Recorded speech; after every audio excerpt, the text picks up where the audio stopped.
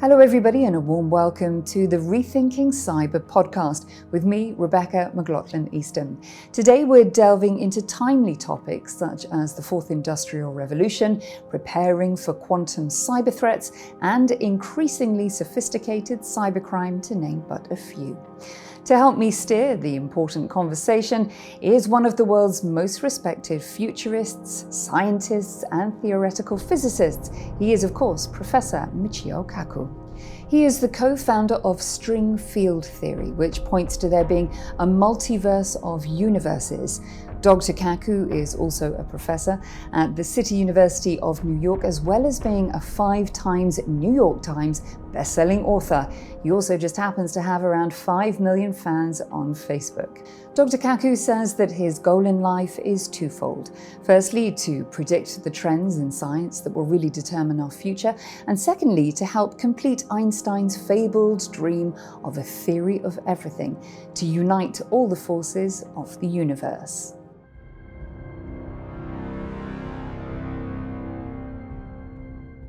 And I'm delighted to say that the professor joins me now from the Middle East. Professor Kaku, it's an honor to speak to you today. Thank you so much for your time. My pleasure. Professor, for those of our viewers who may be unfamiliar with quantum computing, can you please provide us with a brief overview of exactly what it is in layman's terms? What do quantum computers do, and what does it mean for the future of computing? Indeed, what opportunities are associated with them?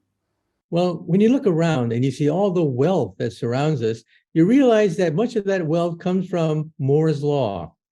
Moore's Law says the computer power doubles every 18 months.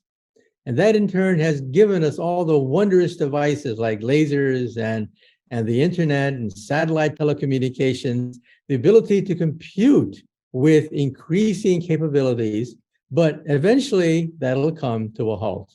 All things must pass. In other words, at some point, Silicon Valley could become a rust belt.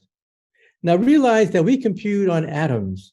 Today, a chip may have several billion transistors on it, and transistors are getting so small now, they could be about roughly 5 atoms across at minimum.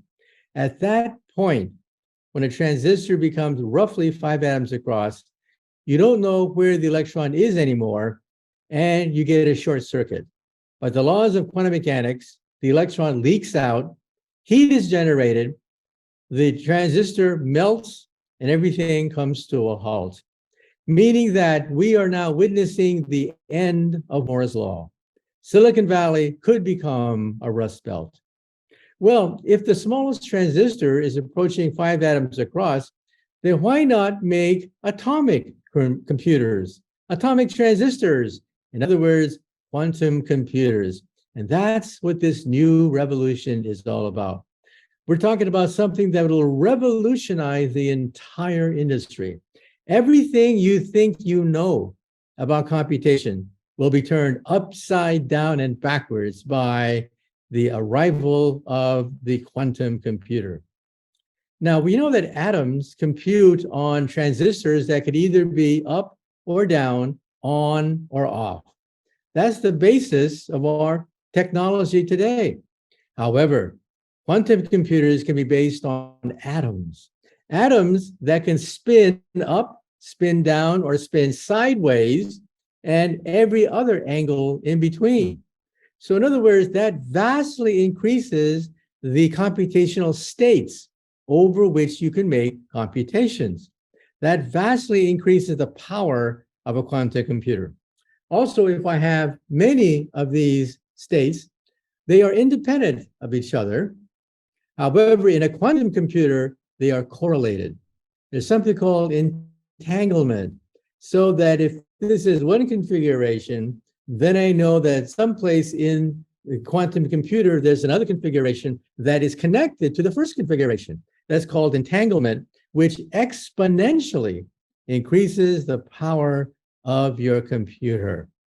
So if you have n states in a quantum computer, the number of states that rise as you add more states is e to the n. It grows exponentially with the number of states. And so in other words, quantum computers are vastly more powerful than ordinary computers which will change everything. A new world is dawning, as you rightly say. Therefore, I suppose the question is, are we ready for it? The answer is no, we're not prepared for it because our brains basically think digitally.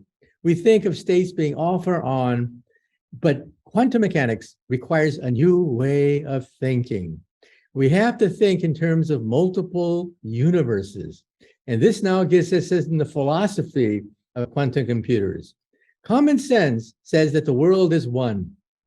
Objective reality is a theory that says that an object exists in one state at one time.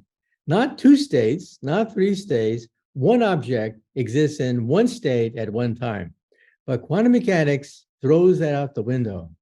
Quantum mechanics even says that cats can be dead and alive simultaneously. Think about that. This means that the universe that we know of is replaced by a multiverse of parallel universes. I mean, think about that for a moment. Parallel universes, and that's the power of the quantum computer.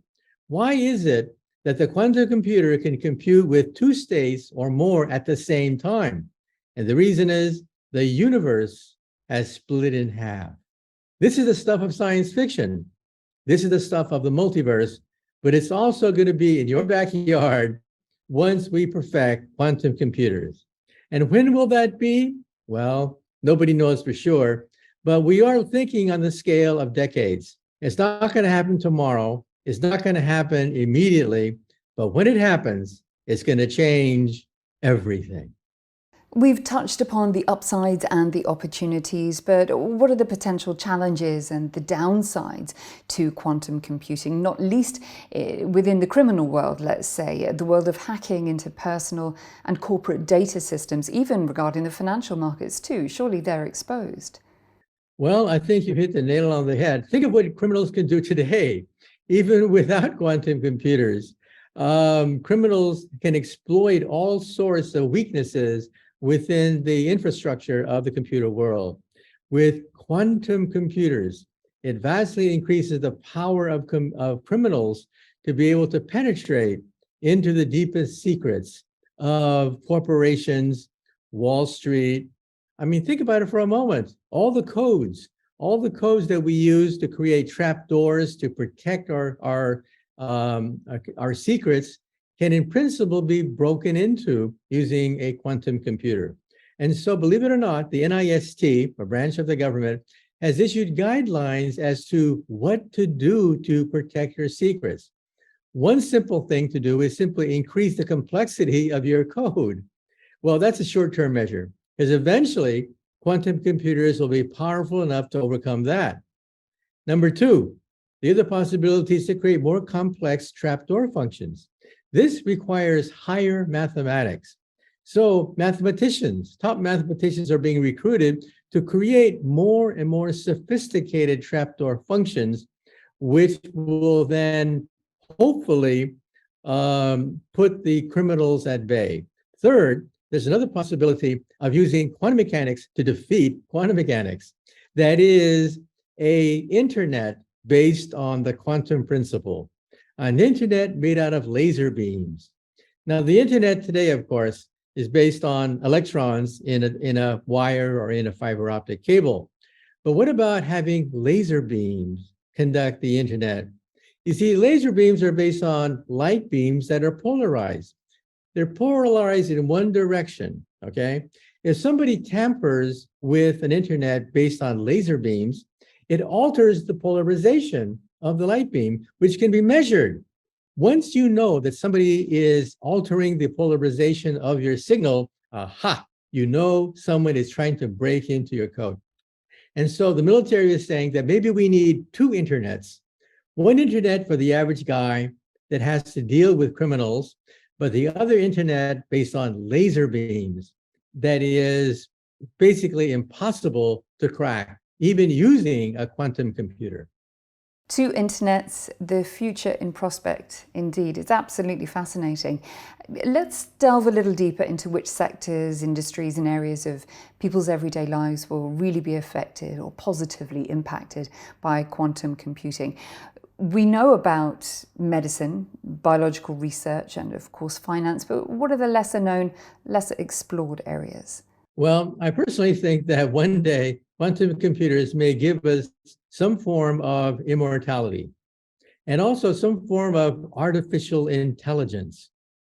Because some people are saying that the two big revolutions in computation are, first of all, artificial intelligence. We're having robots, we're having software programs that can do more and more intelligent tasks, but they're limited.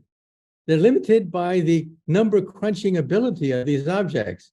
That puts a ceiling on what artificial intelligence can do. Quantum computers can remove that ceiling.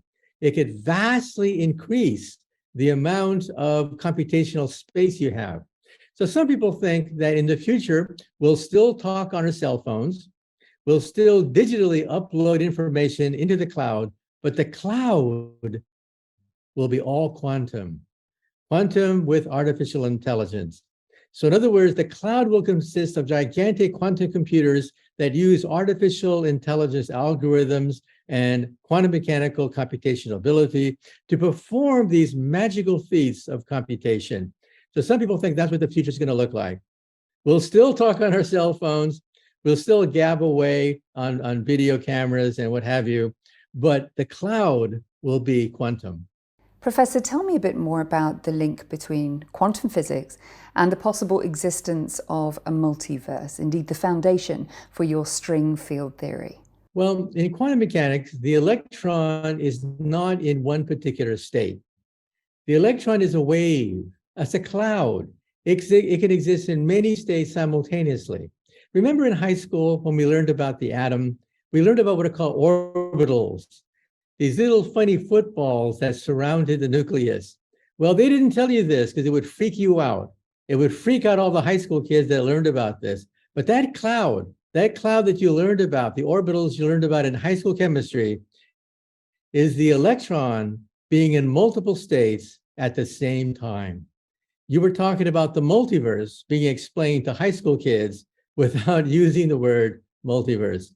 It means that you could be dead and alive simultaneously. Cats can be alive in one universe. The same cat could be dead in another universe. It means that people who are dead in our universe could be alive in a parallel universe. And then, of course, at conferences, people come up to me and they say, Professor, does this mean that Elvis Presley is still alive in another parallel universe? Well, according to quantum mechanics, yes, there is a probability that even unlikely things that happen in our universe could be happening in another universe. Now, this sounds very academic until you realize you can now compute over all these parallel universes, and that's what gives the power to quantum computers. Now, we never see this because we're big objects. What we see is common sense, but that common sense is an average over all these billions of parallel universes, and we're blissfully unaware of the fact that we're surrounded by these other parallel universes. And so, in other words, common sense is incorrect. What you think of as common sense is wrong. Sorry about that. Common sense as we know it is redundant, you tell us. And Elvis may have left the building, but he's just stepped into another part of the multiverse. It's more than a little intriguing, which leads me to my next question, because this information that we're hearing today may take people a little time to disseminate. It challenges the status quo that we've known for so long. So my question is, how should the world, the public at large, people in general, best prepare for the future of cyberspace? Friend or foe? What kind of approach is needed, and who are the key actors involved? Well, I think we have to, of course, teach the public the fact that we're about to witness yet another leap in computer power.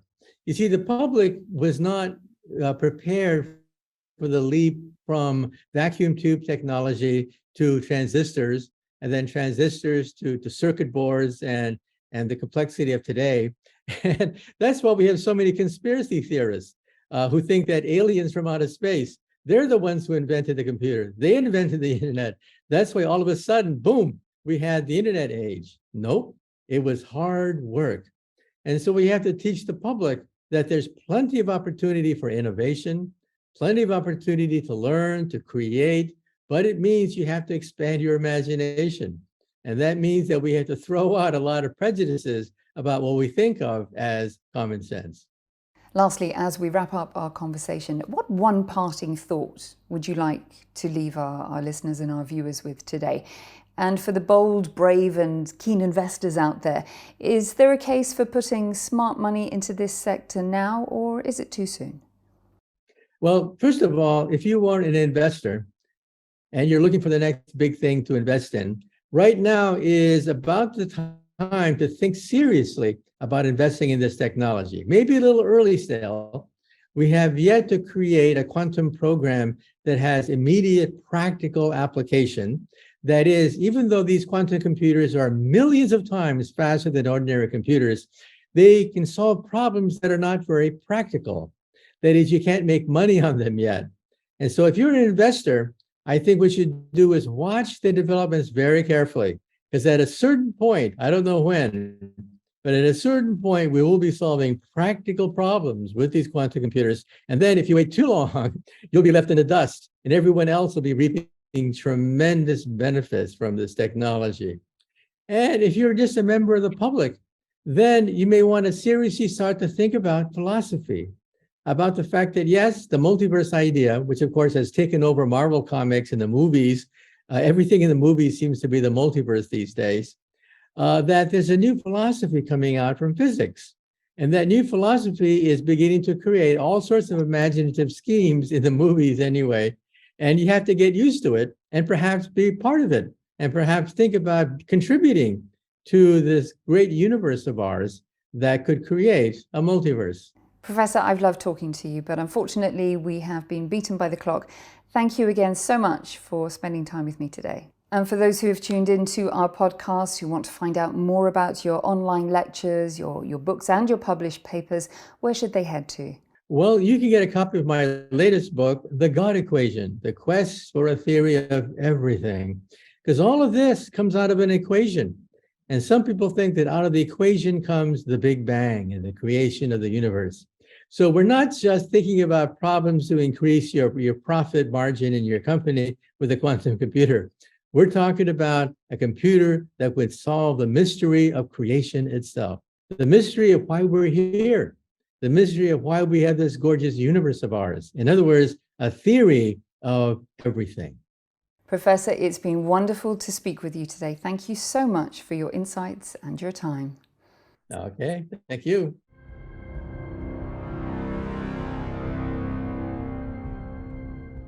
Our thanks again to Professor Kaku for joining us for this episode of the Rethinking Cyber podcast. And thank you also to our listeners and our viewers right around the world. To find more episodes and interviews of this kind, just head to Apple, Spotify, YouTube, and wherever you would normally access your podcasts from. I'll see you again next time. Until then, take care and goodbye.